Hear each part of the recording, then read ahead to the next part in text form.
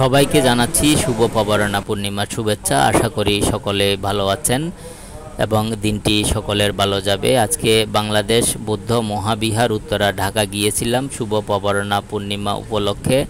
ওখানে আজকে বিহার পরিচালনা কমিটি এবং বাংলাদেশ বৌদ্ধ সমিতি ঢাকা অঞ্চলের আয়োজনে সকালবেলার প্রোগ্রাম খুবই সুন্দরভাবে মনোরম পরিবেশে অনুষ্ঠিত হয়েছে। সমাবেত প্রার্থনা, বৌদ্ধ পূজা, শিবলী পূজা, সঙ্গদান এবং জ্ঞাতিগণের উদ্দেশ্যে পুণ্যদানের মাধ্যমে। তো আজকের এই পবরণা পূর্ণিমা বৌদ্ধ ধর্মের অনুসারী যারা আছি সকলের জন্য খুবই গুরুত্বপূর্ণ এবং তাৎপর্যপূর্ণ একটা দিন।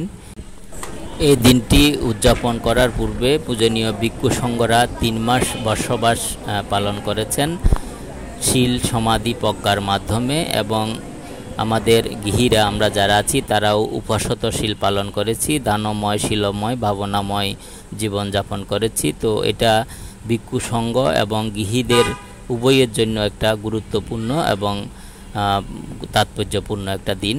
তো আজকের এই দিনের পরে আবার আগামীকাল থেকে 1 মাস ব্যাপী বাংলাদেশের প্রতিটি বিহারে একদিন করে কঠিন চিপদান অনুষ্ঠিত হবে।